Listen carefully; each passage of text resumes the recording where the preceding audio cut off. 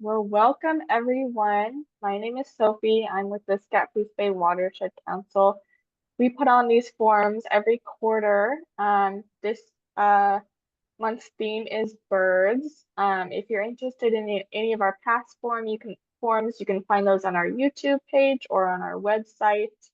I'm just going to remind everybody that this meeting is recorded, so please keep your cameras off if you don't want to be recorded, and please keep your audios muted while presenters are presenting. If you have a question while presenters are presenting, just pop it in the chat if you don't want to forget it. And we're going to start off with our first presenter, Rebecca Lexa. She's an Oregon Master Naturalist, nature educator and guide, a recent published author, and nature writer. Hey, yeah, thank you so much for having me. I really appreciate the invitation and kind of getting to talk about something I don't get to talk about very often. So yeah, I'm just gonna go ahead and get my PowerPoint up here. Okay. So yeah, we were chatting about birds because you're on one of my bird tours. And we were talking about all the cool interspecies bird interactions we were seeing during that experience. And so that's a really interesting topic to do a little bit more of a deep dive on. Before we jump into that, I just want to little bit about me. As you mentioned, I am an Oregon Master Naturalist, wilderness first responder, and I teach a wide variety of community level classes on natural history in the Portland, Vancouver general metro region, pretty much any place throughout the Northwest. But I also lead guided nature tours. I write about nature.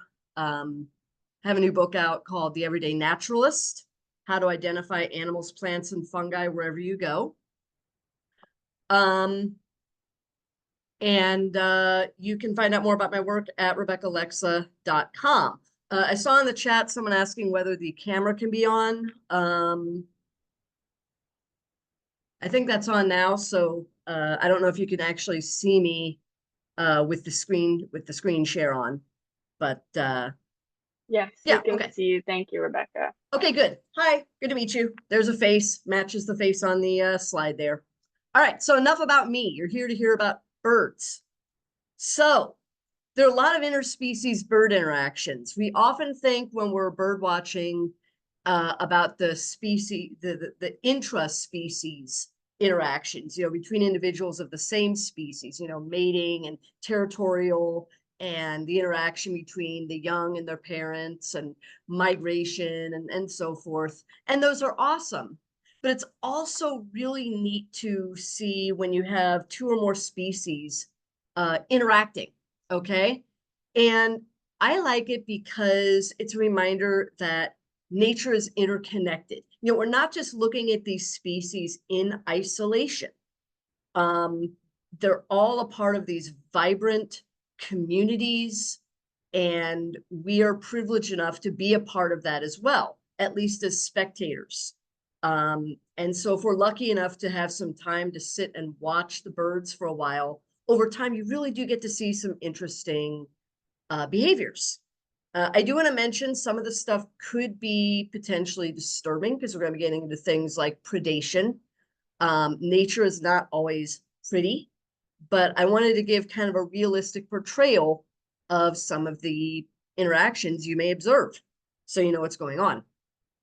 And I want to start with predation just because that's the interaction we think of most often as far as between two species, because you do have a lot of birds that prey on others for food.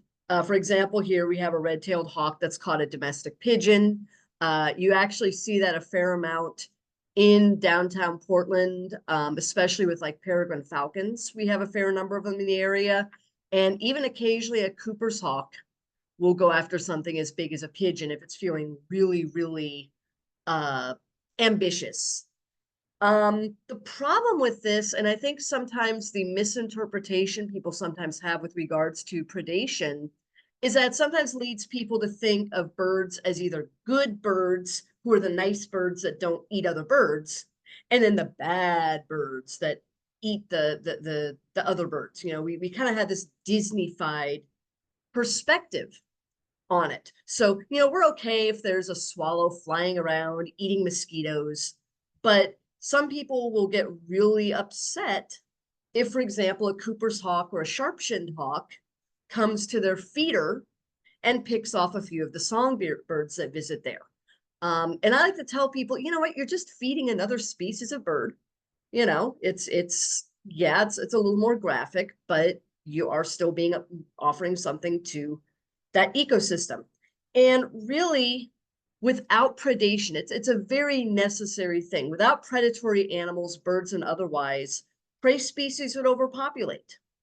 And overpopulation leads to some really awful suffering. You have birds that are dying of diseases, because predators often pick off the ones that are sick or injured.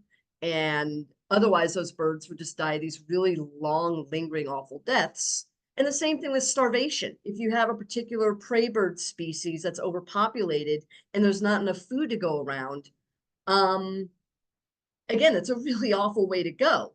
So a quick death by a hawk is comparably actually a lot more humane thing, and it helps prevent things like overpopulation. It helps keep them in check, okay? So predation is the thing we think of most commonly.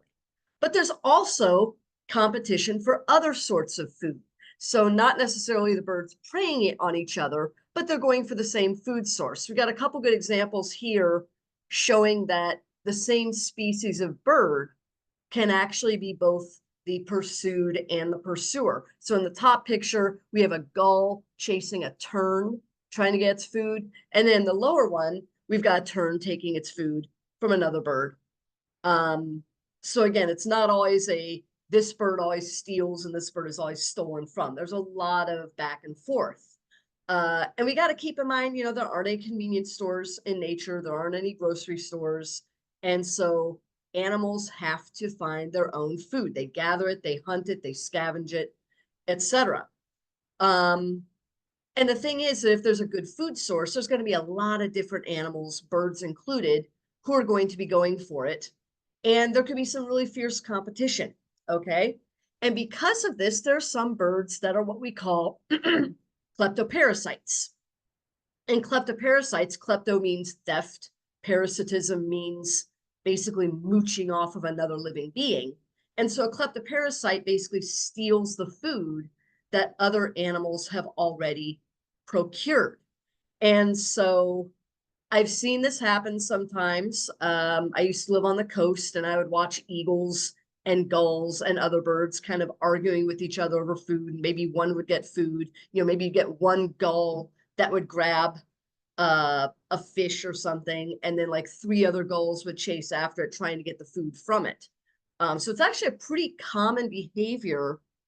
And again, you'll even see it, you know, people think of, you know, for example, bald eagles as being these noble, majestic birds, and they're you know, they're very pretty and they're very, you know, picturesque. But they're some of the biggest kleptoparasites in the world. They commonly will try to steal food, for example, from ospreys. Ospreys have a pretty good track record at fishing. And of course, the bald eagle will come along and it's bigger and it's heavier, and it'll try to take the food from the osprey.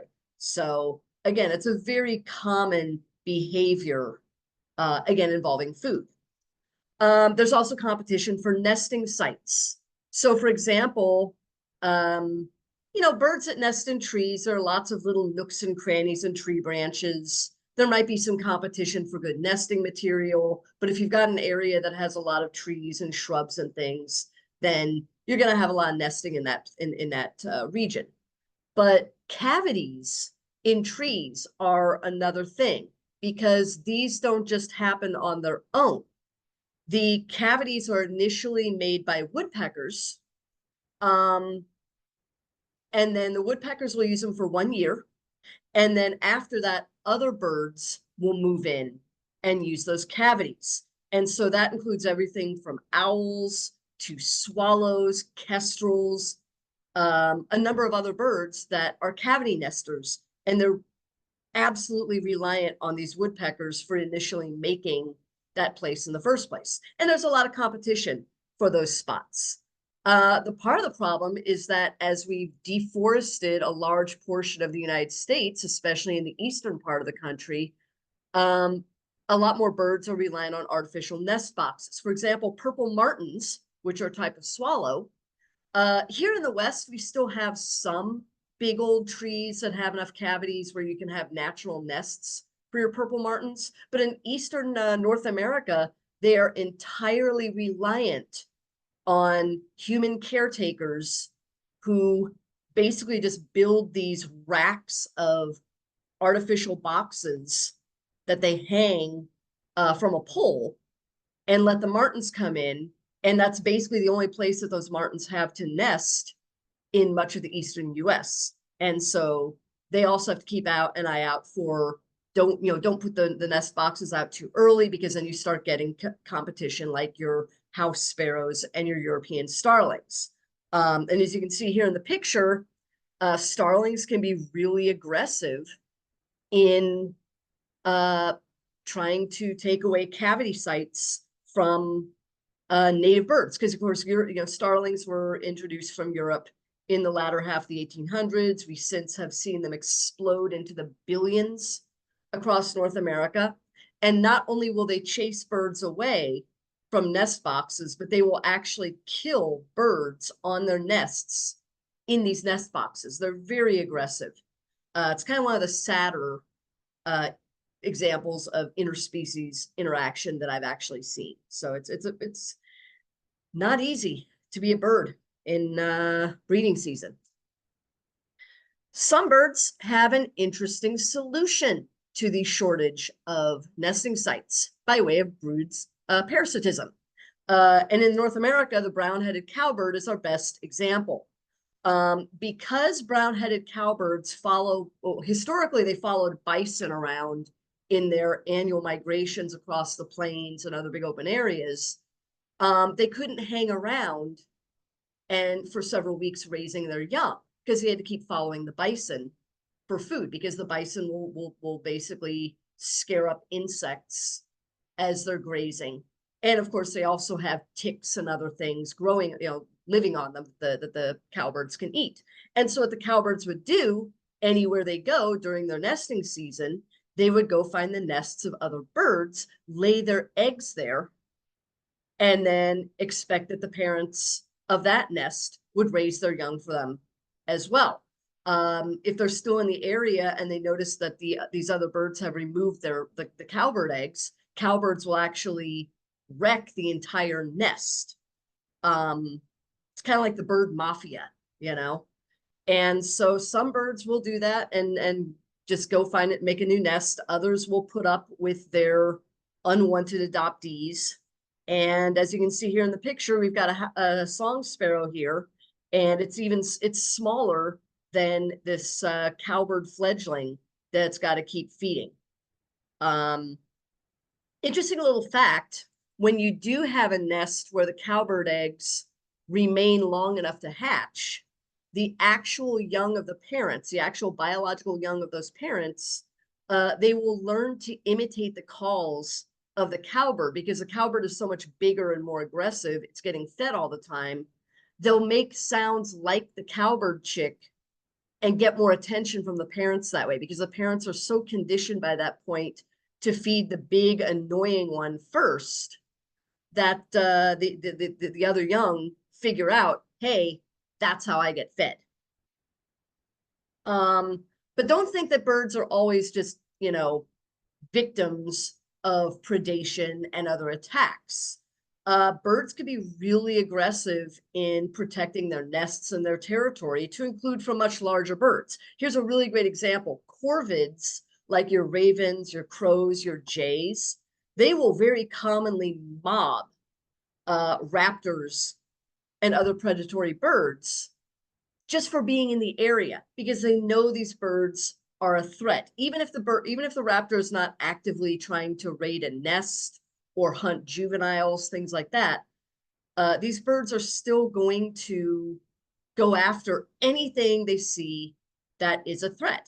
And on that hike we were on, that bird walk we were on, we actually saw red-winged blackbirds going after crows and hawks that just happened to be nearby, even though they weren't doing anything except hanging out. So you especially see it with these social birds like your corvids, your blackbirds, etc.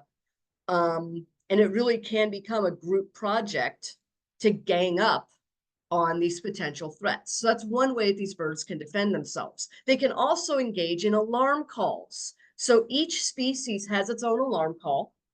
And even if they're not species that are regularly going to chase off a predator, they're not just going to let that predatory animal, bird or otherwise, get away from it. So your chickadee here, for example, may see a hawk and, kind of let off a chickadee sort of alarm call. And what's really interesting, they've actually found that the black-capped chickadee, the more D's they add to the end of that chickadee, the bigger the threat, which is really kind of cool.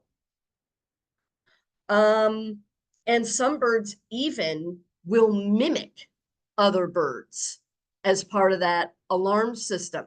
So Steller's jays, really fun birds to watch, very intelligent. And they're one of those species that are known to mimic the sounds of a red-tailed hawk if they see one nearby.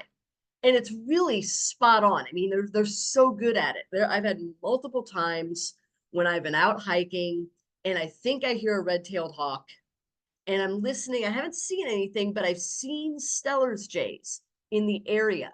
And so I'm going to look up in the trees, and there's been a really good chance on more than one occasion where what I see is a Steller's jay actually making that call. And they do that because the red-tailed hawk may be trying to hide itself so it can ambush its prey. But if a Steller's jay is calling like a red-tailed hawk, of course, its cover is blown, it's going to have to go someplace else. And everybody in the neighborhood knows, keep your eye out for the hawk. However, jays are sneaky, which is one of the reasons I love them.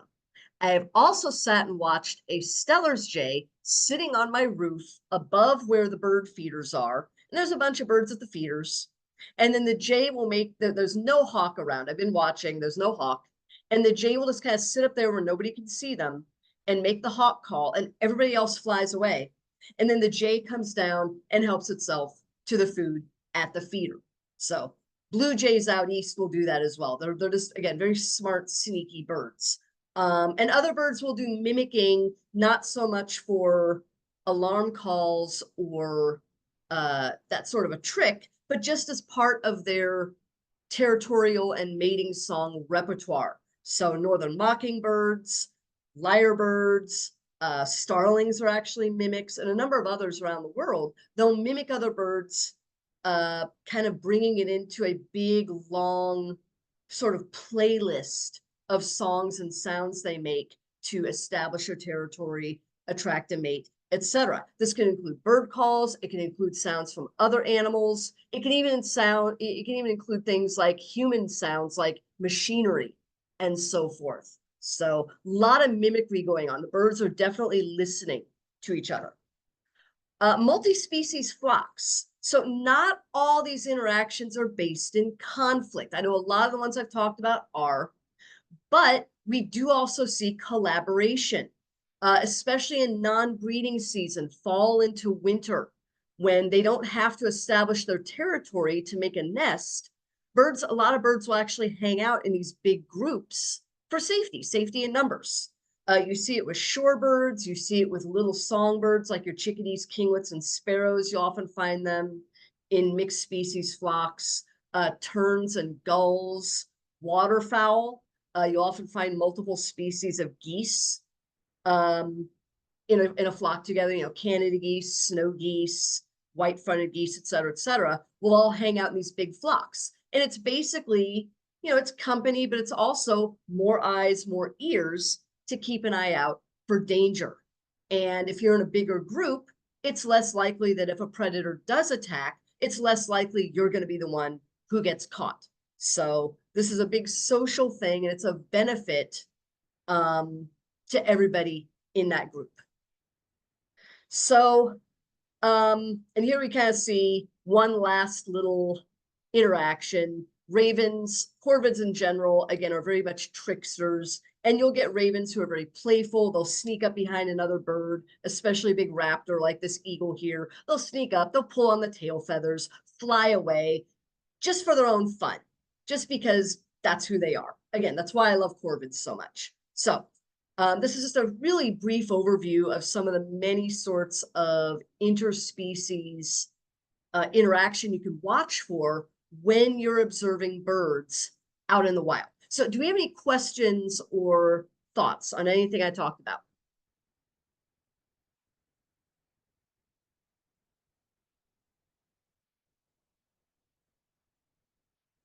And again, you can put it in the chat, you can unmute your microphone, whatever works for you.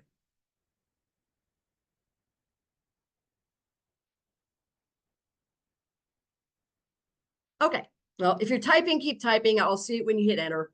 Otherwise, if you want to keep in touch with me, if you have a question later, you can check it on my email up there on the screen, RebeccaTheNaturalist@gmail.com. You can also check out my website. It's got information on my classes, articles, book, et cetera, et cetera. And I also have social media links if you want to follow me on any of those. Also, if you just want me to send you the PowerPoint slides that we just went over, you're welcome to email me again, RebeccaTheNaturalist@gmail.com. Always happy to send that to you. And again, answer any questions you might have. So thank you again. This is a fun chance to kind of go over some of the many ways I've seen birds interacting together. Again, they're just fascinating in general, but really when you get those interspecies interactions is when I really get excited because it doesn't always happen. And there's always something really interesting to watch about it. So thank you very much. Thank you so much, Rebecca. Thank you for taking time out of your busy schedule to come do this talk with us today. Yeah, absolutely. Well, like Rebecca mentioned, we first met during one of her classes. She took us out to Chapman Bay and we saw a lot of interspecies bird interactions. And that is also related to how I met our next presenter, Brodie Talbot, invited me to a bird class on the CZ Trail talking about raptor identification. Brodie is the adult engagement manager at Bird Alliance of Oregon, and I'll hand it off to you, Brodie. Thank you so much, Sophie. It's really nice to be here. Really loved Rebecca's talk. A lot of that fits very well into what I'm going to talk about. So thank you for the great lead in and excellent presentation and the bit of synchronicity. As you were talking about Cooper's hawks potentially taking pigeons, I saw a Cooper's hawk fly past my window at my desk here. So if you see me glancing up during a presentation, it might be because I'm trying to see if the bird has come back. Yeah, nice to be here. Nice to be chatting with you and be talking about something that I often enjoy talking about, which is bird vocalizations. As Sophie mentioned, I work for Bird Alliance of Oregon. We have been conserving Oregon's birds and animals in wild spaces since 1902. And we believe that educating folks and getting folks passionate about birds is the best way to inspire them to want to protect them. And so in that vein, I work in the adult education field. So I lead a lot of trips, both locally, like to Crown Zellerbach, where I met Sophie, and also further afield. And I teach a lot of classes, including a lot of classes, especially at the beginning of the pandemic, a lot of classes about bird vocalizations. And I'll just say right now that most of those classes were an hour long. So I get used to talking too much, and I apologize in advance. I'll try and keep myself on schedule. But a lot of those classes were about bird vocalizations and how to ID birds by ear, which were really great back then because folks were spending a lot more time outdoors. And we're doing those classes by Zoom, of course. And then a great paradigm shift happened in the birding world, not caused by my classes or me, but an app was released that I'll talk more about that identifies birds for you. And so all of a sudden, people had much less need to be able to learn these bird vocalizations themselves. I still think that's the best way to enjoy birds is to get familiar with them and learn how to ID them on your own. Although I do love Merlin, that app that I'll talk about. Yeah, so I've So this talk is less about how to identify birds by ear and more to how to understand what you're hearing, whether it is knowing which bird it is or not. Because I think there's a lot that we can, a lot more appreciation than we can garner by understanding the context of these bird vocalizations than just knowing what the species is. And one of the questions that I get, or one of the assumptions people have about me when I am doing my work, is that I'm a trained biologist. I was actually a trained linguist, so I studied linguistics at Portland State University, and um, and just find communication really fascinating. And unfortunately, linguists are probably up there with everybody else in terms of perpetuating this idea of intelligence and language as a sort of binary. There's humans and everything else. But as we'll talk about, birds have some pretty unique language abilities, and hopefully you will find it as fascinating as I do. And I should probably get started if I want to keep to the schedule. Um, a brief overview of what we're going to talk about tonight, some of the key concepts. The first is that birds are highly vocal animals, and most birds have anywhere from 5 to 15 different types of vocalizations, each with its own specific meaning. So birds are communicating a lot with each other, both intra and interspecies, as Rebecca was talking about, and even across, not just with birds. It can be amazing to watch squirrels and birds being able to react to each other's vocalizations. And so these aren't just birds making random sounds like the little automatons that they're often painted to be, but these are specific vocalizations with clear communicative purposes. And among birds, there are a lot of different families, and a number of those, or different orders, really are birds that they're among the only animals with learned language. And this might not seem that special until you think about the fact that the other groups of animals that have learned language are humans. We're the only primates that have developed learned language. So even chimpanzees do not have learned language. And that's thought of as one of the reasons that humans are able to achieve a much higher level of intelligence, as well as the other groups would be dolphins and cetaceans, which are widely known as really smart animals. Sorry, cetaceans are whales and dolphins. And so birds join this pretty vaulted group of organisms in terms of having learned language, which is the ability, or really the requirement, to have a tutor from your own species in order to understand how to communicate. So, for instance, a baby crying is innate. They don't have to learn that. But to learn any language at all, they need to be in the presence of a tutor. And the same goes for a lot of songbirds. The other groups besides songbirds are hummingbirds, somewhat surprisingly, and parrots, which is probably not as surprising because probably want a cracker. And the overall take-home message is that, to me, birds offer us the best opportunity in the natural world to observe non-human language, to get to see animals communicating with each other. And I mean, perhaps, yeah, and I guess I say natural world there because I'm sure your cats and dogs are trying to communicate all the time. But in terms of wildlife, we have this unparalleled opportunity to get to observe a lot of this on our own, especially since birds are everywhere. They're very diverse and they're not that scared of humans. And so we can see them from pretty close up. So I did talk about that app that helps you to identify birds. A lot of you are probably very well familiar with this. In case you're not, it's a free app from Cornell Lab of Ornithology called Merlin. And it's a really high quality free app. Where does that exist? This is one of those. It identifies bird sounds. It's got this really great interface. So these squiggly gray lines on top, this is a screenshot of the app, are the spectrogram. So it gives you a visual readout of sound, which is really great for learning bird vocalizations. If you're a visual learner like me, getting to visualize what the sound looks like. And then it'll also highlight whichever bird is making the sound. And it's just a really revolutionary tool. And especially when I'm traveling, I use it all the time. It's pretty incredible. There are some caveats to this app. One of those is that it can be wrong. It I would guess it's around somewhere like 95% accurate, which is perhaps better than me or you, but is not 100% fail-safe. So if it tells you that you heard a rose-breasted grosbeak, for instance, and you tell your friends that, they may freak out because that's a really rare bird, but we don't, it's probably wrong. There are certain particular species that are hard to identify that human intuition and context lets us know it's probably not that thing. Merlin kind of lacks that. So take it with a grain of salt.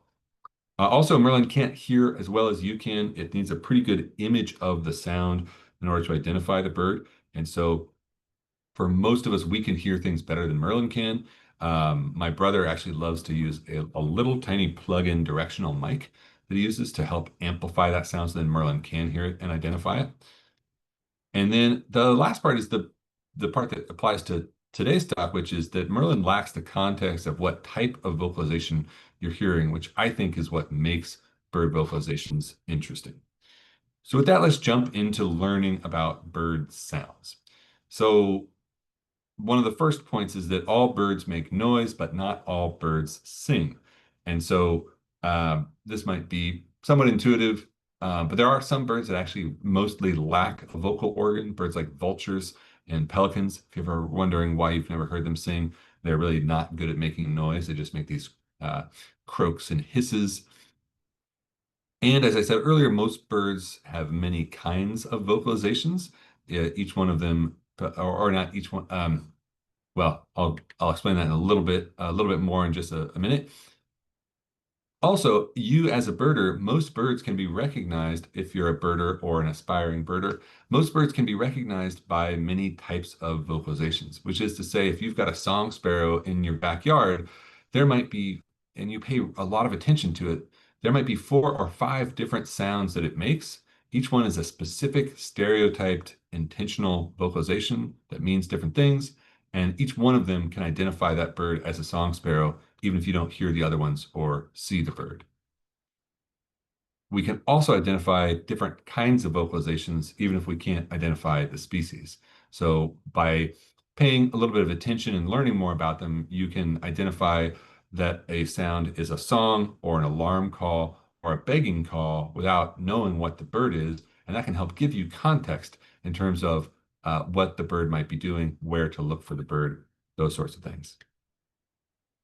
The 3 main terms that we use are birds call or sing. Both of those are buckets underneath the blanket term of vocalize. So as we get into this, we're going to try and be precise using call or sing for specific ideas, and vocalization or vocalize is the blanket term that includes both of those. Or birds can do none of the above. So what I'm referring to here is the fancy word is sonation, and these are communicative sounds that birds make not using their vocal organ. And I'm guessing that all of us have heard this, even if not all of us have recognized that that's what's going on. So for instance, if you've ever had a woodpecker knocking on the metal flashing on the side of your house, that woodpecker is not trying to look for bugs inside the flashing of your house. It's probably smarter than that. It's actually so smart that it knows that that metal is really resonant.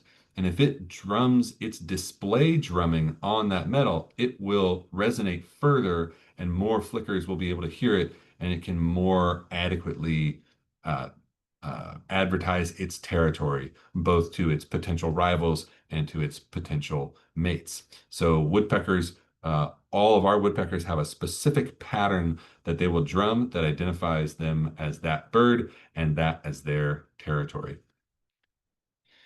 There are also some really amazing flight feather vibrations that are in certain species, certain largely aerial species in a lot of cases. So these include hummingbirds. So if you have Anna's hummingbirds and you've seen them in your neighborhood especially during peak breeding season, they'll fly straight up and then fly straight down. And what they're doing is flying really fast so they can get a bunch of air to go through their tail and make this sound here. Listen for the chirp sound.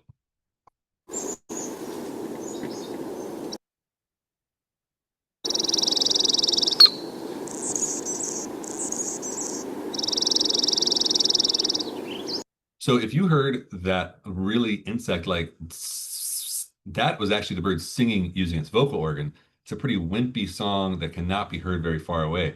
But if you heard that loud chirp, that can be heard from quite a distance. So they have adapted to be able to use their feathers to make this noise that helps them, again, advertise their territory. We also see this in nighthawks, snipe, woodcock, a number of different birds. And what's amazing is that each of them has a slightly unique mechanism for doing this, which means that they all evolved that ability independently. It's really amazing to see all these birds figure out how to do that in a figurative sense. So, how do birds make sound? I'm going to try and cut through this a little fast because I know that I've put too much information in this presentation. Birds, most bird sound is innate and vocal. That means it's not learned, but it is using their vocal organ. And their vocal organ, unlike ours, is called a larynx. That's the Adam's apple there. That's the voice box. Theirs is called a syrinx. It is further down in the chest, and it's at the top of the two bronchi, which are the essentially lungs. That means they can control each side of the syrinx independently, so they can sing two notes at the same time. Pretty cool trick. Let's listen to this varied thrush doing that.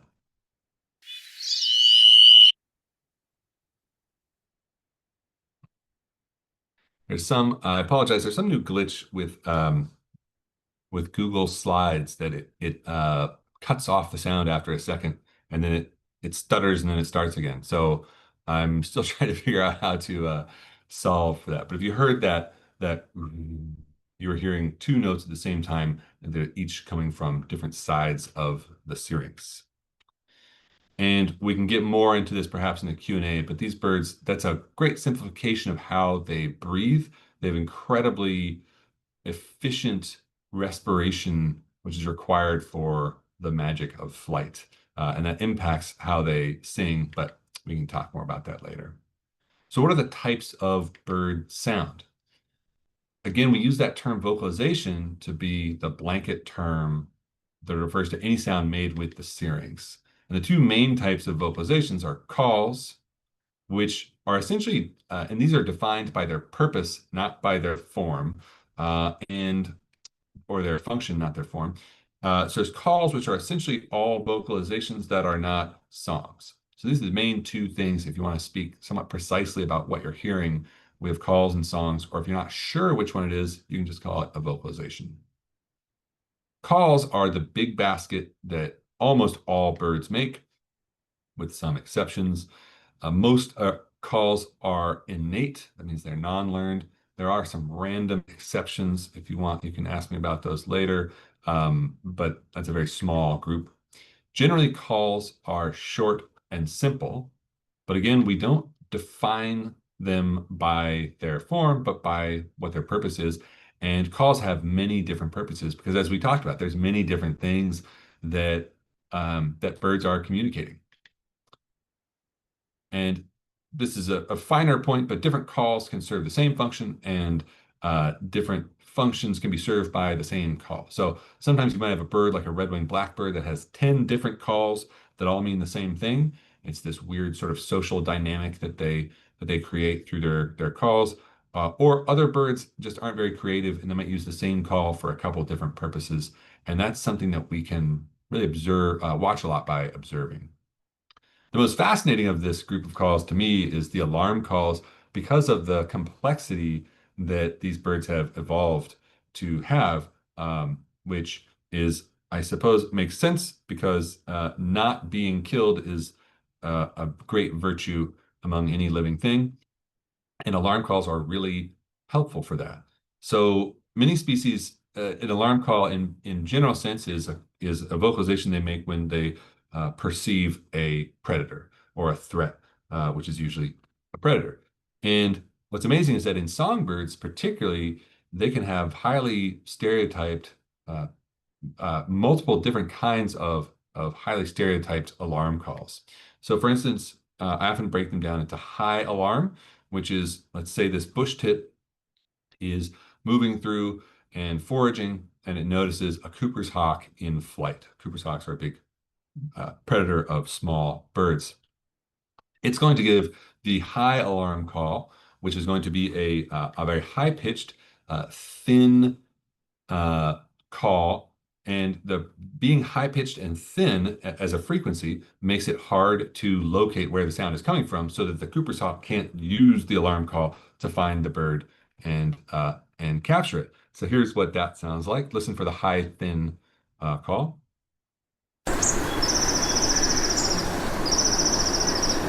Is that repeated? So if you're ever watching group bush tits and you hear that that really high-pitched long call, look up, because almost every time there is a Cooper's hawk or sharp-shinned hawk or maybe a pygmy owl flying past. Compare that to the mobbing call or recruitment call. So chickadees are famous for this. When they say chickadee-dee-dee, they're not singing out of joy. They are saying that they have found a predator, or in some way they're alarmed by something. These are kind of the opposite from high alarm. The reason so high alarm is given when a predator is, say, in flight, and it poses a really high risk to any small bird around there. A recruitment call or a mobbing call is given when a bird finds a stationary predator, like a cat. So a cat is not going to be a risk in being able to run down and capture a bird. A cat is going to be a risk if a bird unknowingly gets too close to it. So if a chickadee notices a cat, or let's say an owl perched on a branch, they will get to a safe distance above it, and then we'll be giving these broad frequency calls. So like this chickadee, we'll just listen to it.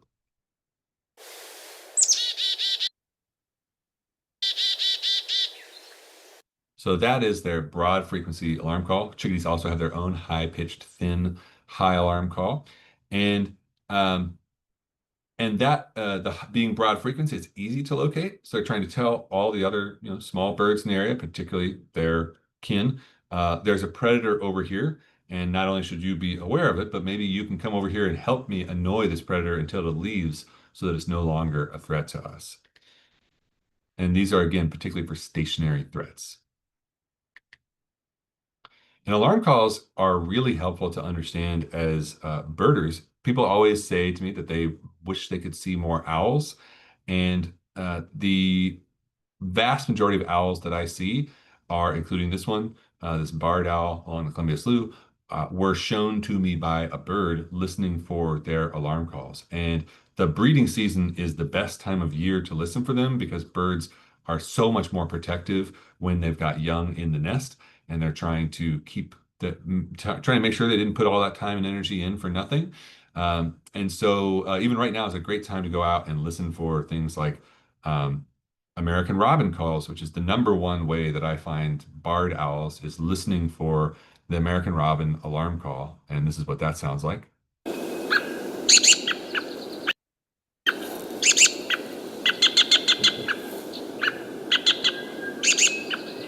And when a robin sees a barred owl, it's going to give that sweet tut tut tut tut tut, sweet tut tut tut tut for 15 minutes straight. And all you have to do is listen to that call, walk towards the sound, find the bird making it. You see the robin, you look down to where it's looking, and there's the barred owl already staring at you.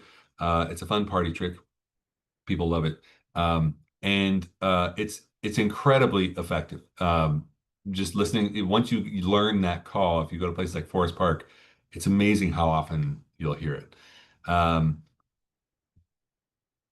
it's also just a reminder of how one of the things I love is leading tours with, there'll be 10 good birders out there with all of the best optics in the world. And the birds, these tiny little things with no optics at all, will spot the predator before the birders every single time. I guess the survival imperative, is a hell of a drug, performance enhancing drug. There are all sorts of other calls. There are contact calls. So if we think about this bush tits love to move through an area in large groups, and they want to be using their eyes to visually search for food. And so they're using their ears to listen to where the group is, because all of them are constantly giving this little contact call that sounds like this.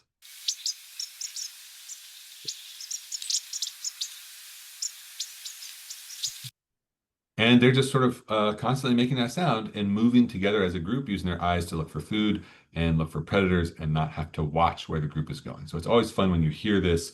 You look at the flock and you'll see them just slowly move, and they'll all move through a tree, and then they'll start to fly across the street to the next tree, and one by one they'll just go. Yeah, always just a thrill to watch bush tits. Contact calls are generally very short and simple. They don't want to waste a lot of energy making them. They're often referred to as chip notes, and they can be less common in the breeding season as birds spend more time. Birds typically flock up more in the non-breeding season and spend more time just with the family unit during the breeding season. Then there's all sorts of other call types.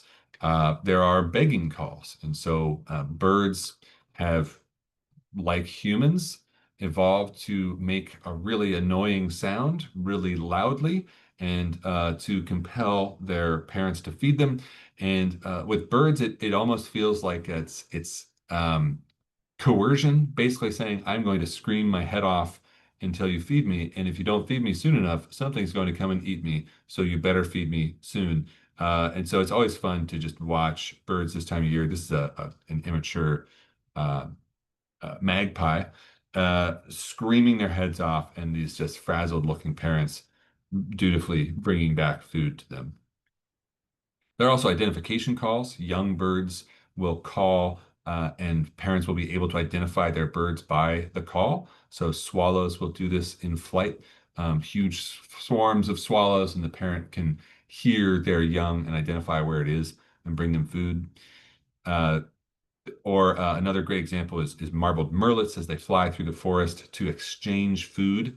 Or marbled murrelets will, the parents will take 12-hour shifts, and when one flies in at night to relieve the other from the shift, they'll be giving these calls, basically saying, "Here I come." They're really bad flyers, and so it might be a little bit of a warning, like I'm about to crash land into our nest. There are also aggression calls. So birds have social hierarchies, and they enforce that with aggression calls, which you can think of as a form of diplomacy, right? They're saying, I don't like you, get out of here, instead of, and this may lead to violence, rather than directly resorting to violence. There are also resource calls. You have ever fed crows peanuts, which I will just public service announcement say is not a great idea. There's all sorts of studies out there that this has bad effects on other songbirds. We can talk about that later if you have questions. But if you've ever fed crows peanuts, which I dabbled with for about a week many years ago, the first crow that sees the peanut will start giving this call, basically telling all the other crows, there are peanuts over here. When they find a resource with lots of food, they will share it with their friends with a particular type of call.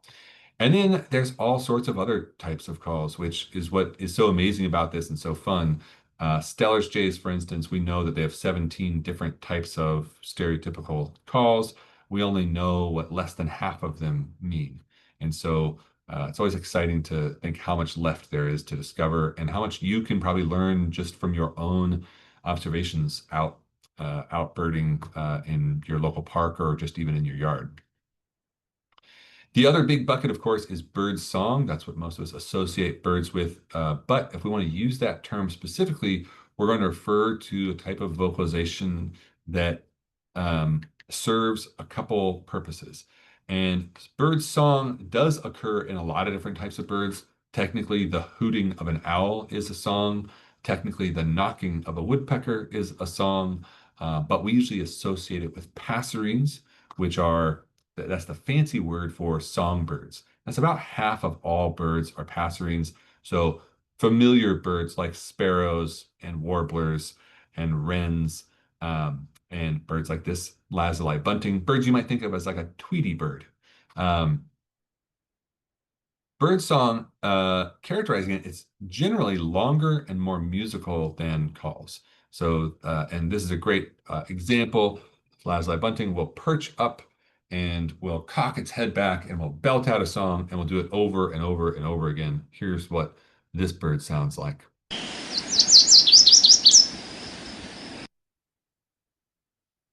And yeah, and so the thing is that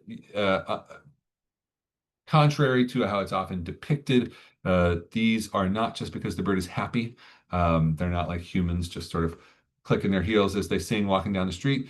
These are a territorial display, a sign of aggression, another form of diplomacy, honestly, in a way, because what they're doing is they're saying, this little, 200 square feet is my territory, and I'm going to defend it. And so if you come into this territory, I will fight you and drive you out. And that will serve to keep interlopers away. It'll also serve to attract a mate who is both impressed by, wow, look at this 200 square feet you have. How impressive. And also the song itself is the way of the bird saying, listen to how great of a singer I am. I've got great genes. You should pass these genes onto your offspring. And so that's really what birdsong is. That's why we hear the most birdsong in May and June when these birds are trying to attract a mate. There are some interesting reasons that we continue to hear birdsong throughout the rest of the year. Perhaps another question in the Q&A if you would like to talk more about that. And amazingly, bird songs are often learned. And I think there's so much amazing implications, so many amazing implications that come from this, because when you learn a vocalization, that allows for a lot of things to happen to create these small groups that might all sing the same song. And then if you aren't the bird that sings that song, then perhaps a female won't select you. I also should back up and say that in most cases in North America, it is male birds that sing, and maybe a third of female birds will sing, and often not as much as the males. If you get to the tropics, in a lot of cases, both sexes will sing equally. And that's a growing recognition and a growing field of study. In this case, I'm thinking of lazuli buntings where the male sings and the female doesn't.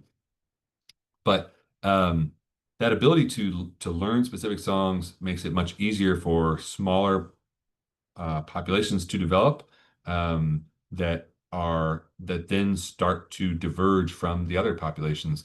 Basically, this is the start of speciation, diversification, right? When a bird splits off into different regional groups. And it's amazing to think about how this really reflects in humans what we call dialects of language or culture, and how we can see that in songbirds. The reason that they make up half of all birds, they're actually the most recently diverged of all of the bird orders, and yet they're the most diverse because having song has allowed them to speciate. I could talk about that forever, but it's fun to think about all of the impacts of having learned song, a learned sexual selection measure. There is also mimicry, which is a really fun part of birds and listening to their vocalizations. Mimicry, I think the best definition I've heard of it, and I should give credit, but now I can't remember who said this, is that mimicry is a poorly understood consequence of vocal learning. So these birds develop this incredible ability to learn their songs, and then they just start copying stuff from all over the place. In most cases, these are fitness displays. So European starlings are famous for mimicking all sorts of things. If you ever hear a killdeer in your yard, you have to be really careful that it's not a starling mimicking a killdeer. Here's what that might sound like.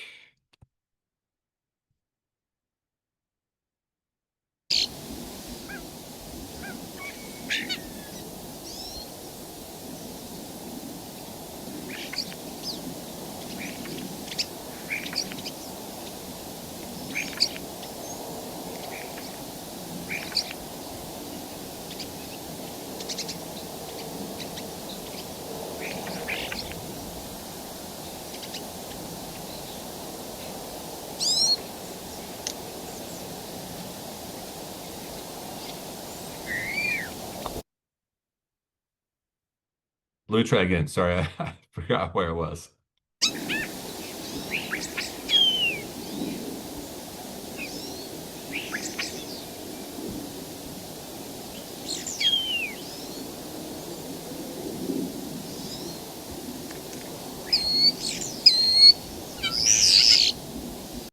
So that little keek keek is a pretty good rendition of a killdeer. I've been fooled many times.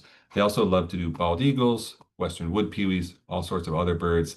And these birds aren't trying to trick another killdeer. The guess is that they're just using this as source material. They are going to impress their mate by being able to make a lot of different sounds. And so they're searching for different sounds that they can copy to impress their mate. There's a lot of mimicry in mimids, which includes mockingbirds, as you might expect. Sadly, I've always felt conflicted about not having mockingbirds in most of Oregon. On one hand, it's a cool bird that I'm sad we don't have much of. Most of the country has them. On the other hand, they're really good mimics, and it can make birding really frustrating because I've had birders on the East Coast tell me that they're no longer sure that any bird is not a mockingbird. We do have thrashers, though, including sage thrasher, which mimic a lot. Also, starlings, mynas, and lyrebirds. Mynas are really famous for this in Asia. There was one that lived in a cage across the street from me in Taiwan, and it would mimic things like cell phone rings and backup alarms and the gate alarm as a gate would open, because those were the sounds that it was able to copy. Corvids and jays are really known for mimicry.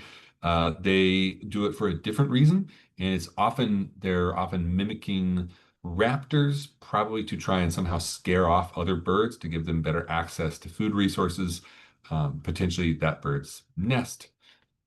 Some finches, which is one of my personal favorites, is lesser goldfinch, has an incredible amount of mimicry in one of its songs. Let's listen to one song here. And what's really fun is as you become familiar with all of the sounds of birds in your neighborhood, you can listen to one goldfinch and it might mimic 5 or 6 birds in one little snippet of song like they do in this one.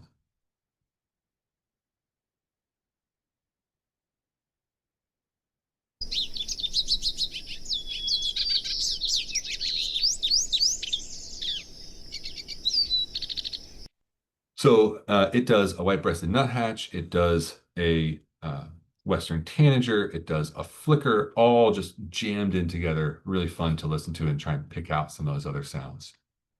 And then there's other random birds as well that do lots of mimicry, including thick-billed fox sparrow, and yeah, just a lot of fun to try and listen to these sounds. But also a good reminder to be careful what you're hearing. There's a classic thing that happens is somebody reports a western wood pewee in the winter. Western wood pewees are strongly migratory and are only encountered in the summer in Oregon, but Western European starlings love mimicking them.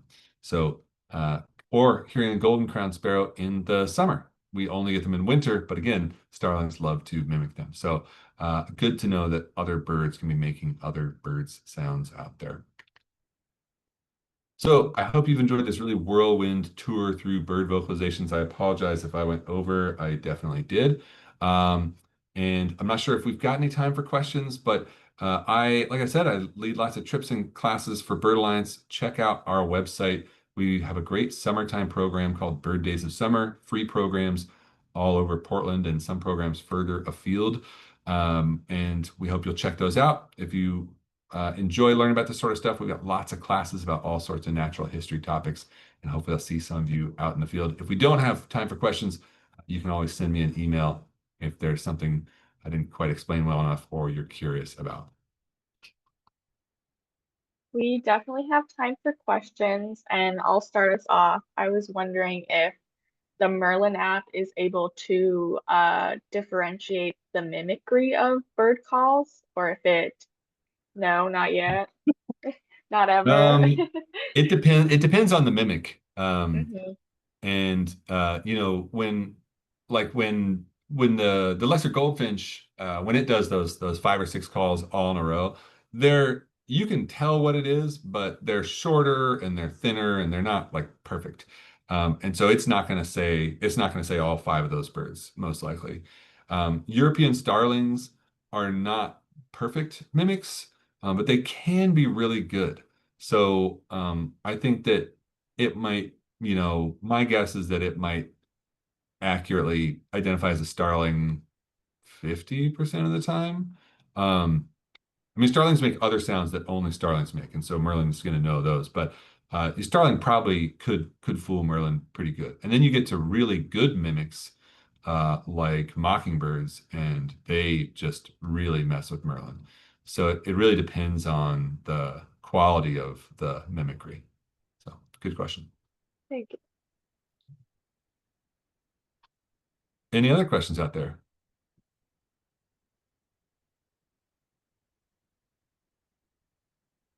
Great. It appears I've perfectly explained how to decode bird language. Like I said, if you do come up with any questions, feel free to email me. My email address is on our website, or I can throw it in the chat as well. Thank you, Brodie. Thanks so much. Oh, there actually are some things in the chat. Oh, excellent. Thanks. Appreciate it all. All right, our next presenter is Jake Barker. He is the OSU Extension Forester for Washington, Columbia, and Yamhill counties, and I'll let you take it away, Jake.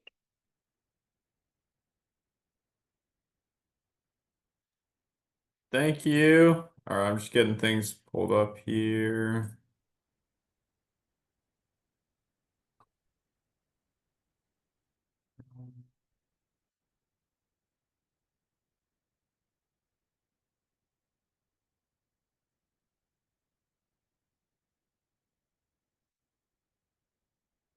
All right, are we seeing my screen here? All right.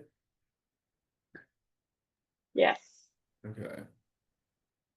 All right, so I'm super happy to be here. Thank you so much for inviting me. I wasn't sure exactly who the audience was going to be, and I'm thrilled to have followed the first two speakers who are definitely more in the bird expert category. I am the extension forester for Columbia, Washington, and Yamhill counties, and so a lot of my work revolves around small landowner education, as well as working with other conservation organizations and agencies and whatnot. So birds and all things related to birds and forestry is not necessarily my expertise, but something I'm kind of sinking my teeth into a little bit more. So I pulled this together and I'm going to cover a variety of things. And hopefully it paints a picture and gives you a thread of the connection between some of the birds that we've talked about, as well as some other ones, and then the context of forest management, especially in Columbia County. So just a brief overview of what I want to try to cover today. I might not get to it all, but I'll fly through some of it. So basically want to talk just briefly about some key terms and ideas in forestry and forest ecology, which influence bird and bird habitat.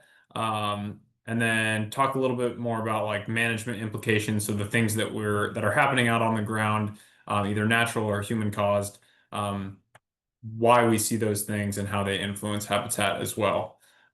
This map here just shows the forest types of Oregon. So if we look up at the northwest corner where we are, we see we've got this kind of mixed conifer and Douglas fir forest type. That forest wraps up from the Coast Range and extends down into Forest Park here into Portland. So just to kind of contextualize of where we are. So kind of the first thing I want to just bring to mind, again, not knowing how familiar folks are with sort of general forest patterns and ecology.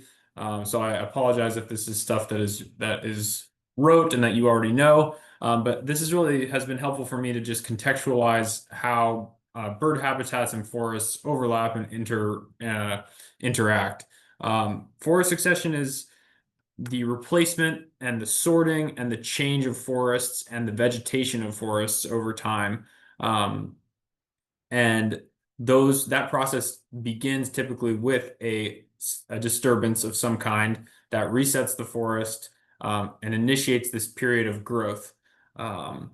Another term that we use in forestry that you might see when you're learning about birds and bird habitat is a SERE, S-E-R-E. And that is the entire process from disturbance all the way through forest growth, through that long cycle.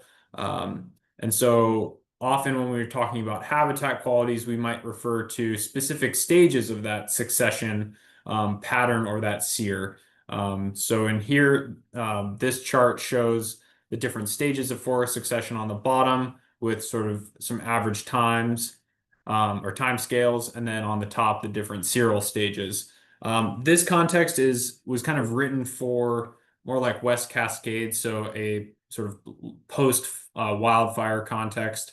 This may not be something that we see as often on the ground in Columbia County, but is still helpful just to understand conceptually. So early cereal is that first initial period.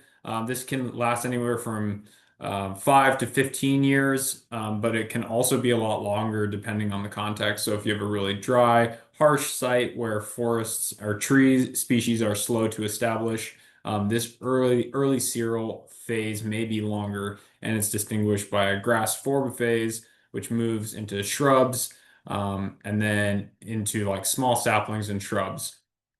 Often in a forest context that is focused on producing timber, this period of time is as short as possible to ensure that your next crop of trees is growing well and efficiently. So here's a photo example of what your early cereal looks like. This is a recently harvested area in Columbia County with some residual trees left behind. This has been planted. It's almost impossible to see any trees, but we've got a mix of both weeds and shrubs, as well as like the woody debris that's left over from the disturbance. And then here's another photo showing seedlings. Here's another recently harvested area with some 5 to 6-year-old seedlings growing up in a timber-focused unit. So most of the other competing shrubs are not present due to past herbicide application. That may not look the same in every stand, but this is just one example. So then we move into the mid-cereal phase. This is after the trees have grown up and the canopies have closed.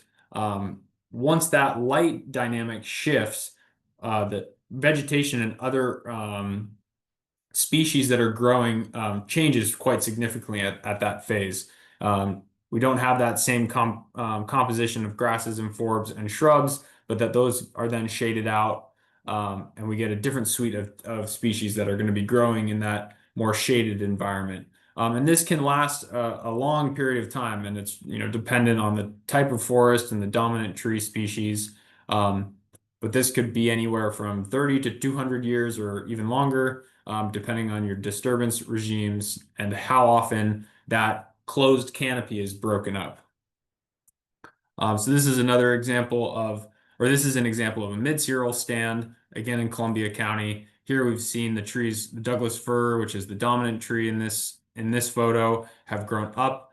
They're capturing most of that light at the top, and what's filtering down to the forest floor is leaving behind enough light for some of the more shade-tolerant plants. In here, it's mostly sword fern. And then we move into the late cereal phase. This is often like, old growth forests that we think of that are very complex. They've developed many different sort of components over that lifespan of the forest. So trees have grown up and trees have died. We get some breaking up of the canopy. Our light patterns are changing. Our species composition is also changing, both with more shade-tolerant trees coming up, as well as other shade-tolerant herbs and shrubs. Again, this can last for a very long time. Before sort of our extractive and now production forestry models here in the Northwest, this late cereal phase in a forest, especially in the Northwest part of Oregon, could have lasted 500 plus to 1,000 years, where we just see this complexity continuing to develop. Here's a photo of an example of that from Columbia County. It's hard to take photos of forests and capturing everything, especially here because the trees are so large. But here we've got a mix of different species. We've got some dead trees in the foreground, as well as some larger trees in the background. We've got more shade-tolerant, later successional species coming up and moving towards the canopy. So this stand is, somewhere in the 100 to 150 or older age range. Another kind of common chart you might see, this is an older one, but also sort of simplifying this process of forest succession, moving from that early phase into this sort of stem exclusion where we've got really tight spacing, limited light coming down to the understory, and then moving towards that kind of old growth characteristic over time. So just one of the main drivers of forest composition and habitat structure are disturbances. So these are specific factors or events that disrupt the forest condition and its function as well. And most importantly, it influences those succession pathways. It may be abiotic, it might be something like wind or fire or ice storms, or it might be a living factor. It could be insects or different forest fungi, but it can also be human. So timber harvest is a classic forest disturbance that we see in Columbia County. As we think about disturbance looks different depending on the context and depending on what is the driver of it. It can vary in size. So we often ask, what's the scale of this disturbance and how big of an area does it affect? We also talk about the intensity. So how much actual tree mortality is there? Are the trees fully dead in a given area, or are they only partially dead? And then also the frequency. How often does this disturbance return or occur? In a wildfire context, is the fire coming back every 5 to 10 to 50 years, or is it coming back every 400 or longer years? The other sort of factor is it maintaining the integrity of that forested area, that forest stand, or is it replacing it entirely? That's kind of related to intensity, but that helps us better understand, is this successional pattern being reset, or is it bumping it further into the next stage? So now I'll give you just a couple examples of some ones that you might see in our area. The first is, this is kind of a funny photo, but is bark beetle damage. So these are insects that have attacked stressed trees, disrupting nutrient flow in the cambium and causing the trees to die. This is, usually 1 to 5 or more trees, so it's relatively small scale. It's a low intensity, and it's stand maintaining. So across that entire area, you're still going to have your majority of your trees are healthy and living. And this might happen every year or every couple of years. The next one is a tornado. I was just recently saw this and thought it was a really nice capturing of this sort of small scale. It might be, I guess I don't know if you guys can really see that. Might be 1 to 3 acres, and it's high intensity, right? Everything that's blown down is dead. And it can still maintain the overall stand, but it also, if it's big enough, it might be stand replacing. And this might occur every 3 to 8 years, or however often you get those big windstorms. Wildfire, again, not something we see as often in Columbia County, but it has happened in the past.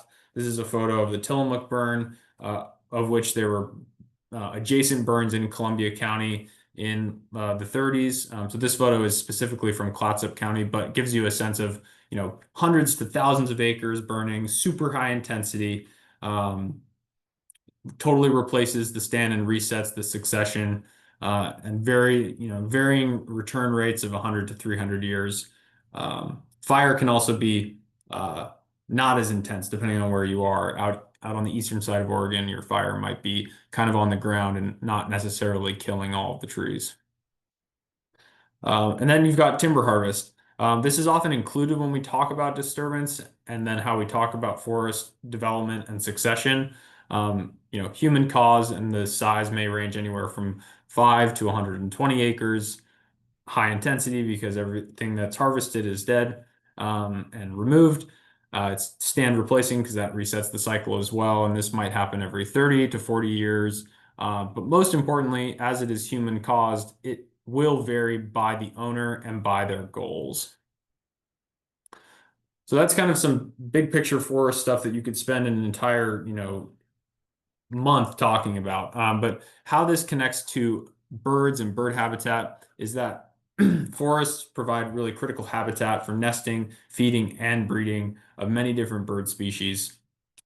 Insectivorous birds, so birds that rely and feed on insects, are really important for controlling and mitigating forest pests like bark beetles and other insects.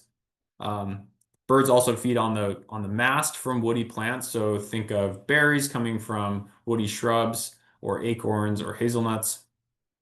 And also, we as foresters and a lot of forest ecologists think about birds a lot because they are often indicators of ecosystem health, because they often respond to change. How am I doing on time? Okay. So it's just some big picture stuff around habitat. I think some of this is obvious, but it's also nice to be reminded of it, is that when we think about habitat structure within a forest, we have, many components, but two simple variables that we can think about are that there's habitat structure through space. So if we imagine a block of forest, that we have habitat and different structures of that habitat going up from the forest floor up into the upper canopy. This is kind of a simple diagram that shows, where you might see different species hanging out in a forest, and on the forest floor, in the lower canopy or upper canopy. But habitat structure also is related to time. So as that forest succession process occurs and the forest matures, we see different specific habitat components developing or becoming more present, which allows those different micro niches and spaces for different birds to lay their eggs and nest or forage for food. This is kind of an idealized image, but kind of gives you a sense of over time what you might see in terms of shifting animal communities. This is a conceptual diagram that I pulled from a book by Brendan McComb, but just kind of a broad picture of like as the forest ages, which is on the x-axis, as it gets older, you're going to have different habitat elements change over time. So on this sort of low to high scale, your woody shrub density is going to be high at the beginning when the forest is young. It'll decrease and then it'll kind of come back up as the forest ages, whereas your canopy cover will be non-existent at the beginning and then ramp up and then kind of stay open and eventually dropping off. Birds in the Pacific Northwest. As the non-expert, I'm not going to like go super deep into this, but there are a ton of birds. The two main buckets you can think about are neotropical migrants, so birds that return to the Pacific Northwest in the summer for nesting and breeding. And then you also have permanent residents, so birds that are around all the time, that live in our forests year round. So when we get a little bit more deeper into important bird habitat features, there's the local level, which is happening sort of at sort of the small scale. We're talking about specific vegetation and those plant communities. We were talking about dead trees, canopy gaps, and streams. So this might be 1 to 2 acres, kind of like that small area.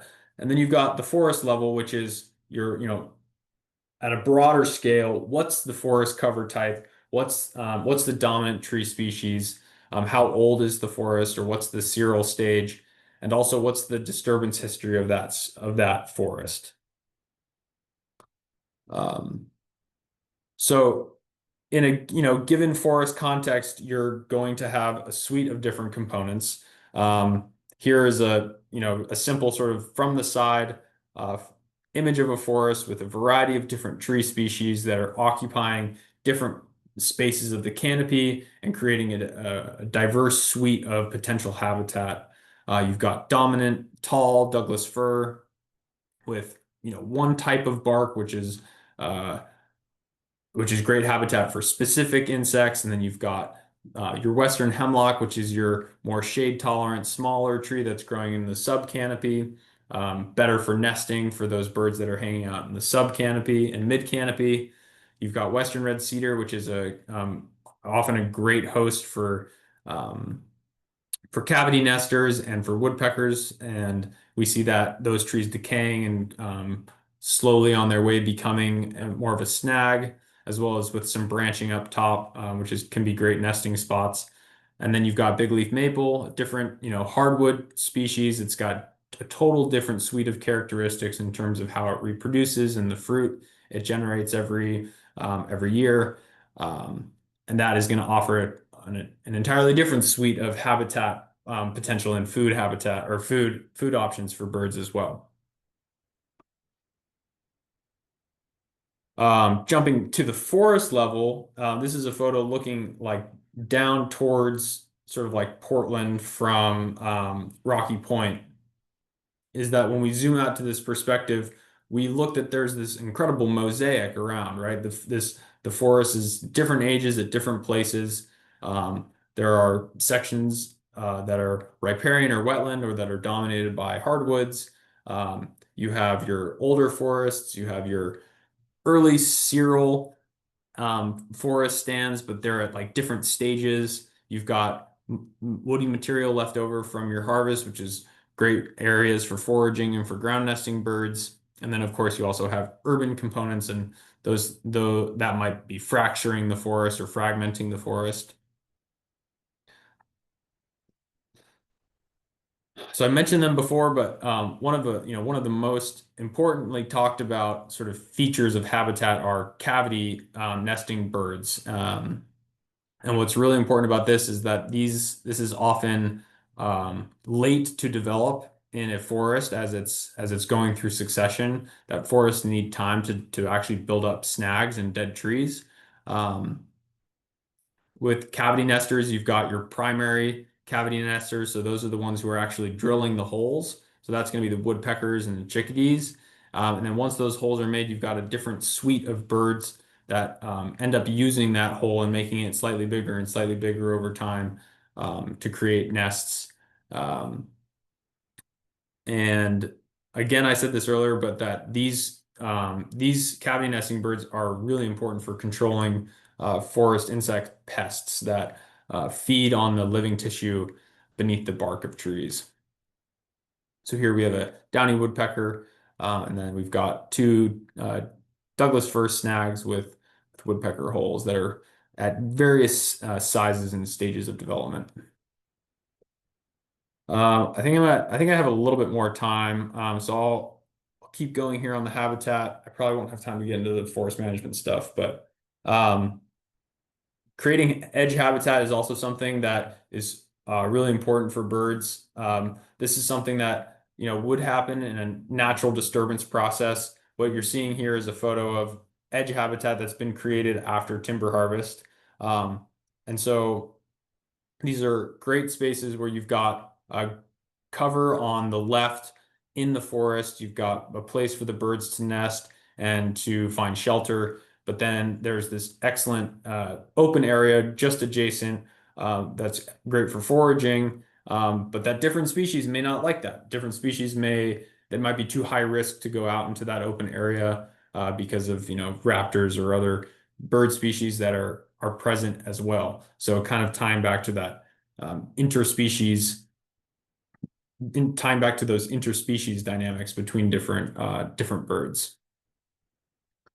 Just from a sort of conceptual approach to edge habitat, when we think about edge habitat, as those patch sizes decrease, the amount of edge increases, which can be good for some birds. That can be good for the birds who like to fly out and forage around in those open areas, but it also can spell disaster for the interior forest birds that don't go out into the open.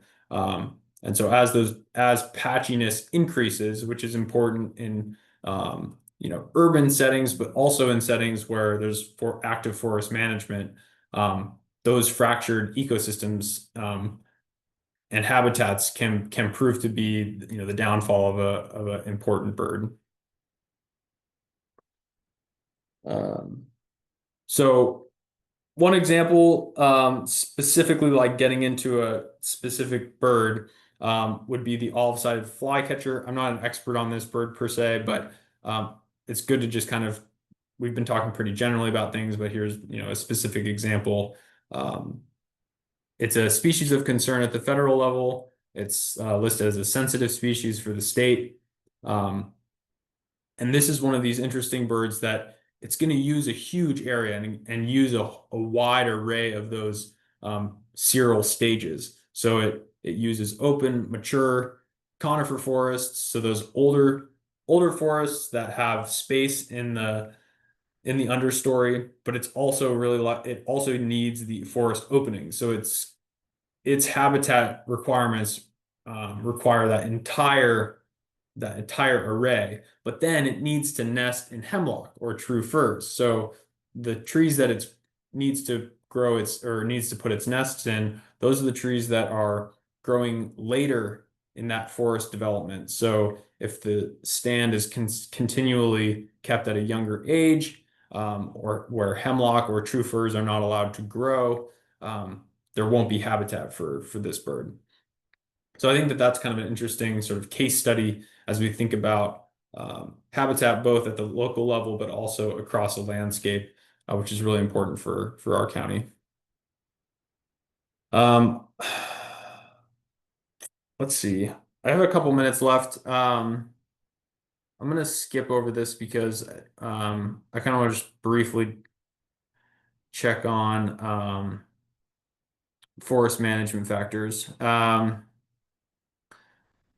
So here we've got, a photo of a area that's being actively harvested through a cable system. And this kind of gives us an image of what a landscape looks like that is being managed for timber primarily. And we can see across this maybe 500-acre area that there's an array of different forest successional stages and associated habitats because of human manipulation and because of forest management. So we've got openings with alder and maple growing up in the recently harvested zones. On the other side of the valley, we've got the active cutting unit with stream buffers. We've got a swath of older forest, and then up onto the hillside to the right, you've got the young early cirral regenerating forest that has been planted. Forest laws are really important in Oregon and some of the best in the world. That all of our management and operations that occur on forest land is regulated by the Oregon Department of Forestry. This all came out in the 1970s with the Forest Practices Act, which covers so many components of forest management and wildlife habitat too. And so this has been an evolving law and changes every year. I mean, not every year, but it changes frequently, and is governed by a 7-member citizen board that approves new rules with public input. So the fact that these laws can change over time is really amazing. It is great both for the forestry industry, but also for really important key endangered species, as well as places where wildlife habitat protection is really important. I'm not a regulator, so if you have really in-depth questions, I recommend reaching out to the Oregon Department of Forestry about that. And then briefly, just to close here, because I think I'm running out of time, something that I think is important to mention is just this mosaic of ownership in Columbia County, and that it's fun and great to talk about these sort of conceptual ideas about how forests develop and how disturbance influences forest development, and then the associated different habitats within those periods of succession. But often what it comes down to is who is the owner of the land and what are their objectives? What is their primary output, or what are they trying to achieve on their given ownership? Whether it's a small 40-acre parcel that's owned by a family, or perhaps it's a warehouser who owns hundreds of thousands of acres and manages for a variety of different components. Because the people and the decision makers of the ownership are going to be influencing when management occurs, what does management look like, and then how is habitat impacted by that.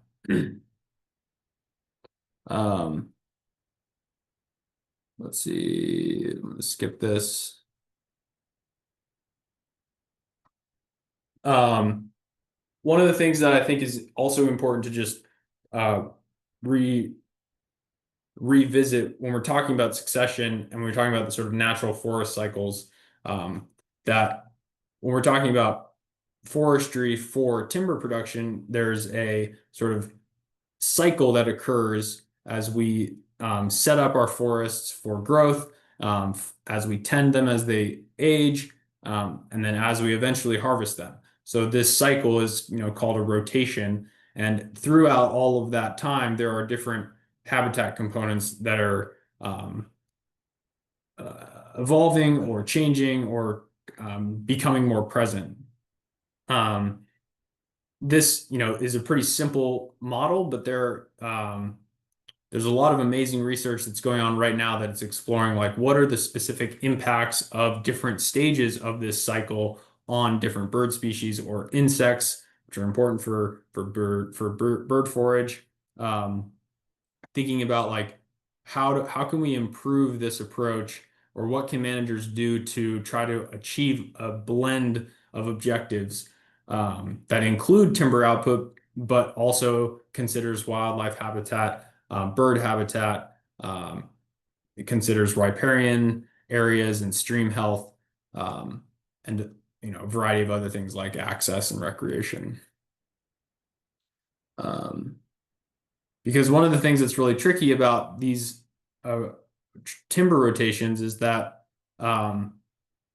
when you're optimizing for timber production, that you're going to kind of keep this forest in a cycle where it's maybe not going to get very old, or there won't be that complexity that you're looking for in terms of structure for habitat. And so when we think about especially habitat at a landscape scale, it's really important to identify the places where you do have old forests, whether that's on a different ownership or in the riparian areas, and recognize the importance of those zones for the bird species that rely on the older trees for key habitat. And I think it creates a very specific set of questions and often problems and conflict when you have different competing priorities for management, especially across different ownerships. I think I'm a little bit over time, so I'm going to pause there. And I'm happy to take questions and keep flipping through these, or just stop talking altogether.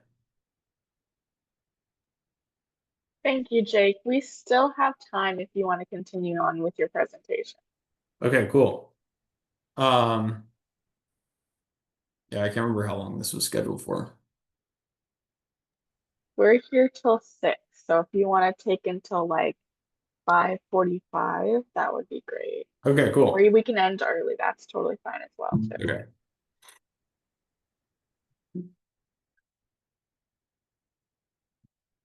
So the next kind of suite of slides is looking at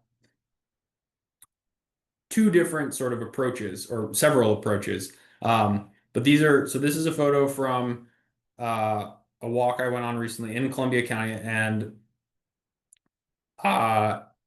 basically like we have two in a very similar context. So these are actually adjacent landowners, not in this photo specifically, but this is Oregon Department of Forestry managed land on the left,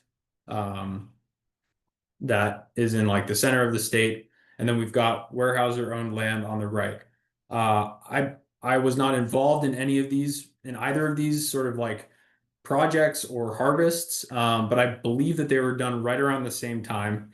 And I think what these two photos show is a very clear example of how two different owners are going to have two different approaches towards harvesting, which is, that really critical decision point that fundamentally influences the forest composition and structure And it is, it is the disturbance sort of thing that causes the forest to reset.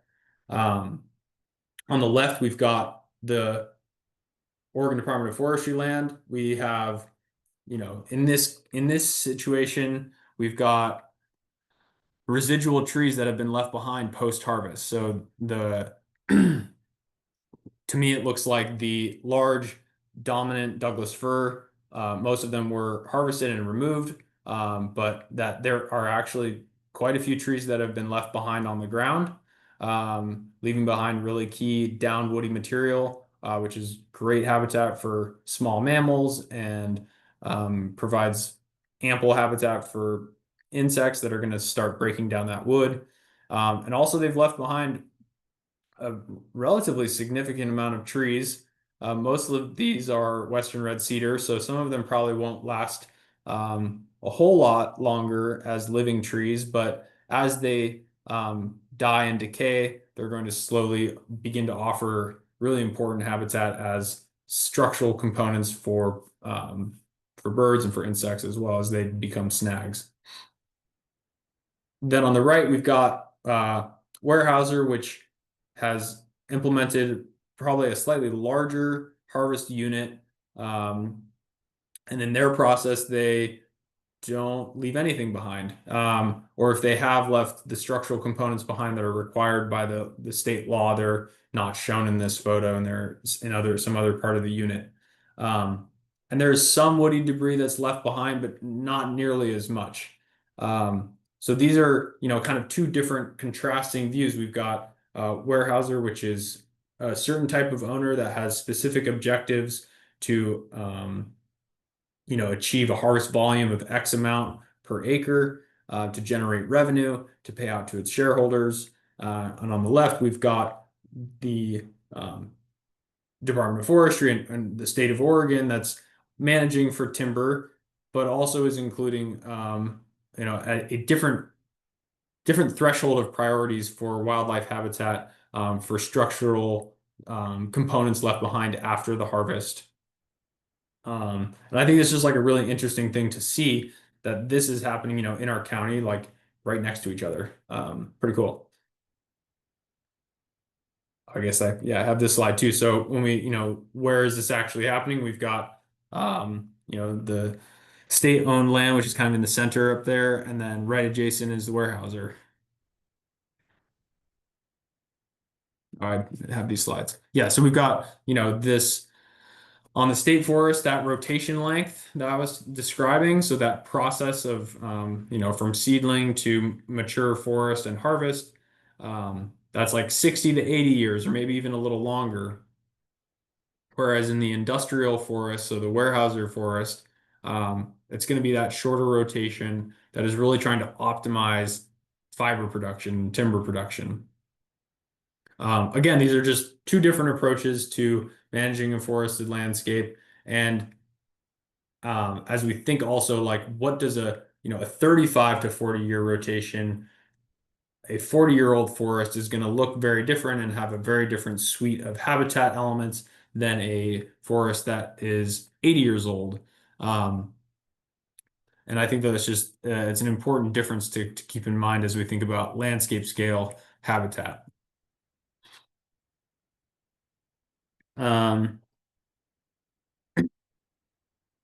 So another sort of approach to forest harvesting that is not necessarily in this main paradigm of industrial management, but is this idea of like restoration forestry or conservation forestry is like another term for it.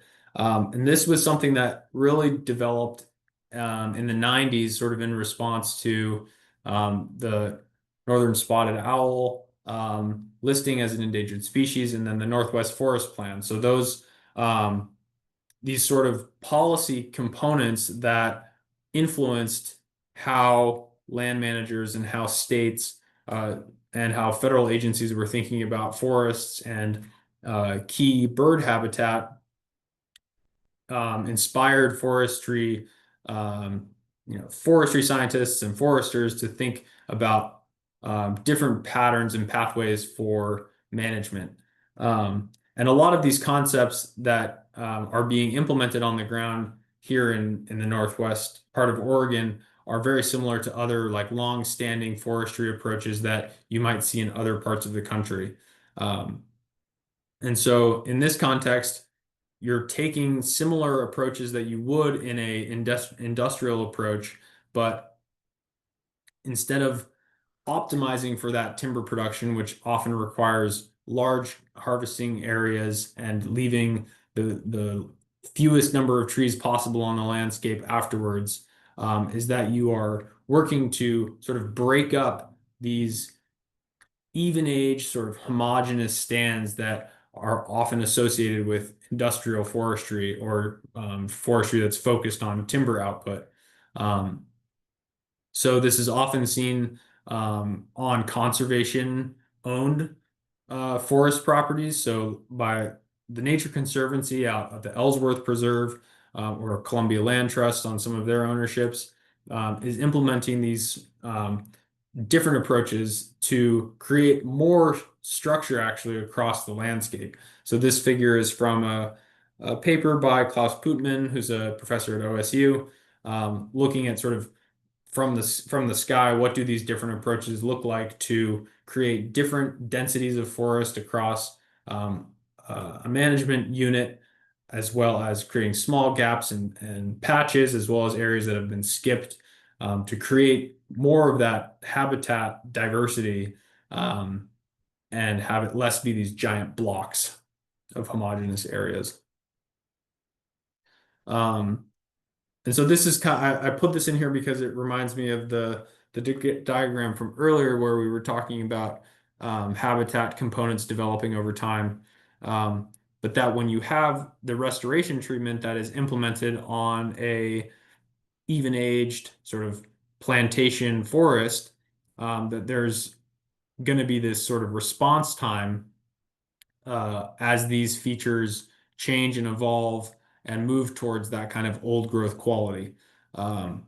Because well, the real key to forest restoration and the idea behind it was to accelerate that development of old growth characteristics to support really key bird species like the northern spotted owl or the marbled murrelet that require that older forest structure in order to survive. So this research is really looking at, okay, when we do these sort of innovative, non-industrial approaches, how do habitat components respond? You know, do the trees keep growing and how quickly do they grow? Do we get different canopy layers? Do we get a deeper, more furrowed bark? And what are the species like within that forest after these restoration approaches?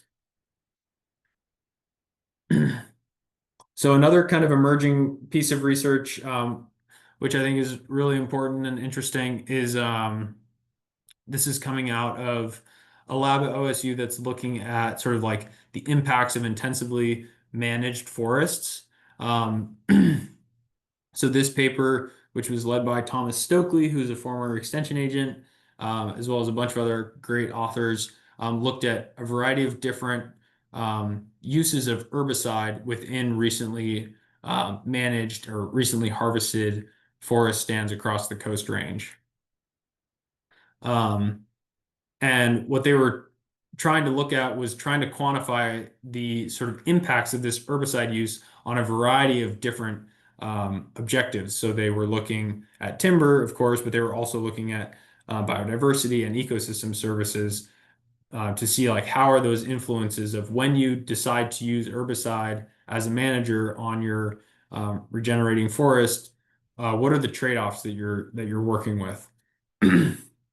And so as is relatively well known that when herbicide was used, especially in the intensive approach, that it really increases timber production. It's gonna shorten that early cereal phase, and it's gonna support the trees growing to grow faster and move towards that closed canopy quicker. And that, you know, the main herbicide prescriptions or the specific products that are used reduced the suite of other really important culturally valued plants like the herbs and the shrubs that are going to be growing in that sort of early cereal stage, and that herbicide use decreased bird populations by 20% in the areas that they were studying. They had some other interesting findings like that arthropods and bumblebees and like deer and elk weren't as affected. But I think this is really important to show that the use of herbicide has a, kind of dual sort of impact, right? It has the one impact that it's reducing the diversity of the herbs and the shrubs that are going to be in that regenerating stand, but it also means that it's accelerating that process where that recently harvested area moves more quickly back into forest. And that's great if you're trying to manage for timber, but if you have really important bird species that you care about that rely on that early successional habitat, whether it's for ground nesting or for foraging for food or foraging for food in terms of insects or foraging for mammals, that is sort of compressed and compacted. There's less of that actually like happening across the landscape. So I thought this paper was super interesting and related to some of these concepts around habitat development, especially in the early stages. I won't probably read off these, but you're welcome to kind of read through this. There's a bunch of really great resources available for folks if they're interested to learn more about like specific management techniques.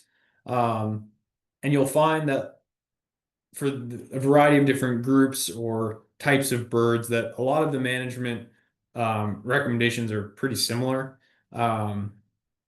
And I think like a big takeaway for me as a relatively new extension forester is that as I've alluded to, that like really it's the landowner is going to have a variety of different objectives and what they're trying to achieve. There will be trade-offs. There will be things that they will have to decide what to prioritize on, and especially with bird habitat, there are laws in place that are going to support that and protect the really important key wildlife habitat required for bird species, but that there are ways that people can actually make decisions on the ground to improve and enhance snag creation or structural complexity, which can be really important for these birds, whether the birds are permanent and around year round, or whether the migrants who are coming back to make their nests and to breed.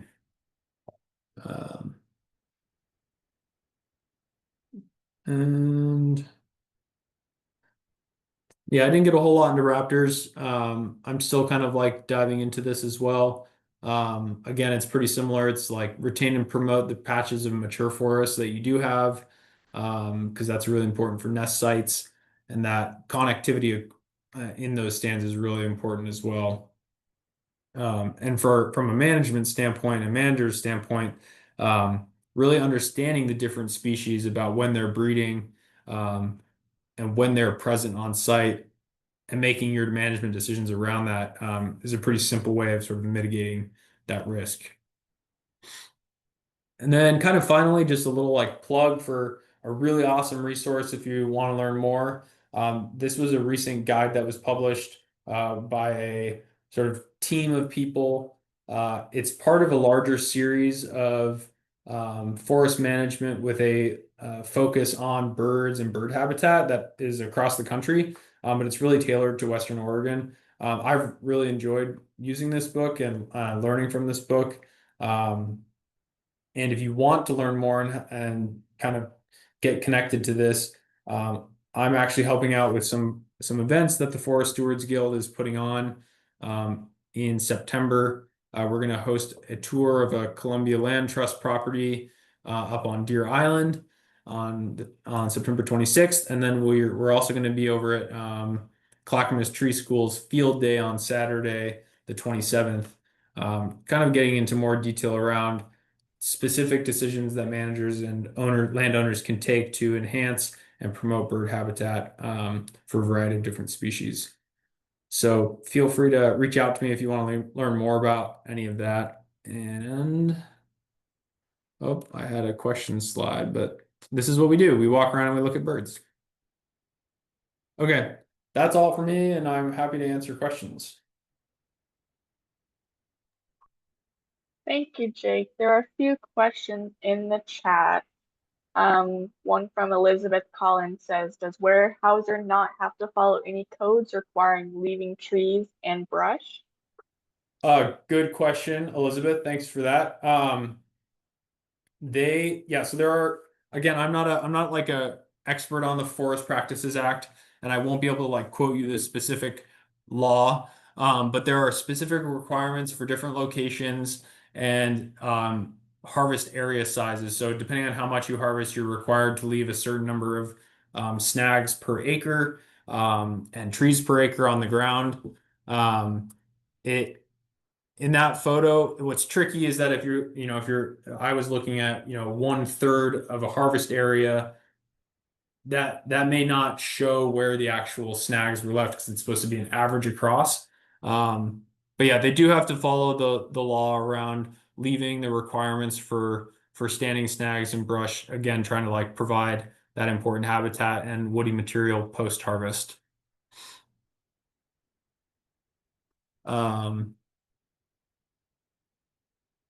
Yeah, and I flipped past it, but if you want to learn more about like forest practices, there's a really awesome guidebook that the Oregon Forest Resources Institute puts out that you can order for free online, which is great. And it basically is like, it's called the Illustrated Manual. I think I have it, maybe I don't have it here in this list, but it's the Illustrated Manual of the Forest Practices Act, and it's this awesome guidebook that it doesn't actually go into like all of the nitty-gritty code of the law, but it has awesome diagrams and drawings about sort of a variety of different topics. So if you want to learn more about that, definitely check that out.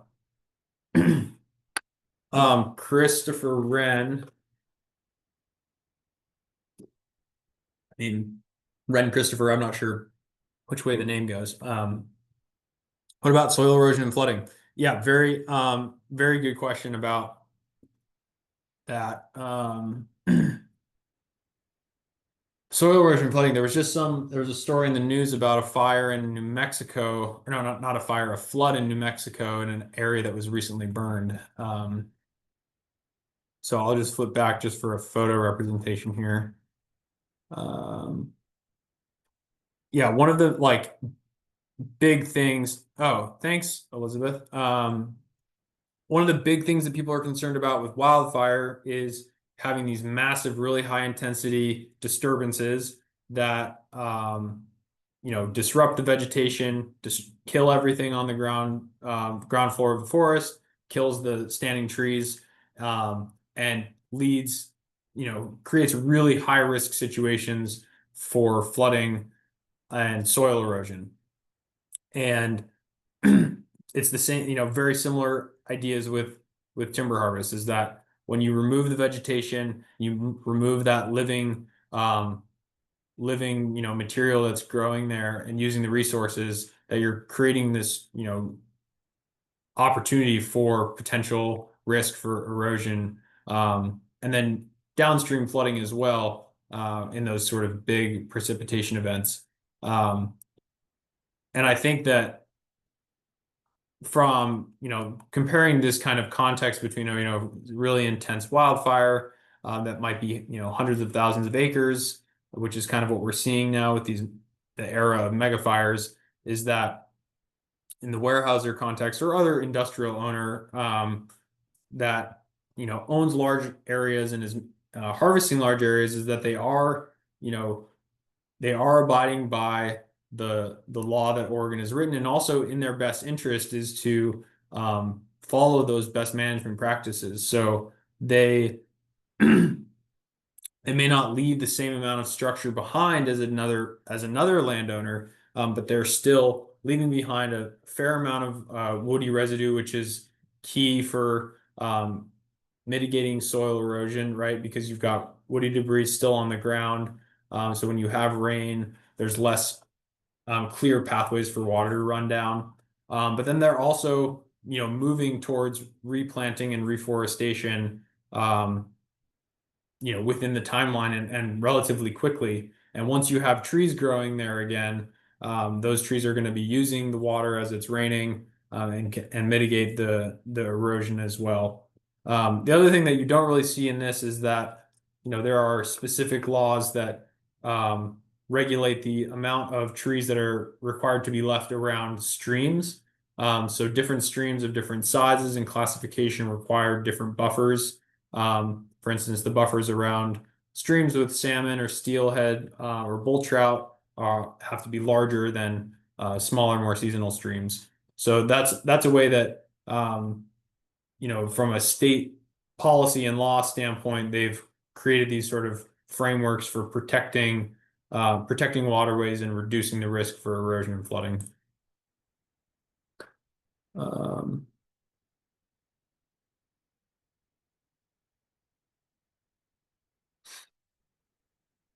right. Any other? Thanks for sharing those links, folks. Thank you so much for your presentation, Jake. You're welcome. Thank you to all our presenters and to anyone who attended. If you find yourself wanting to look back at this forum, we will have it up on our website and on our YouTube page, as well as the contact information for all of our presenters if you have further questions. Thank you so much.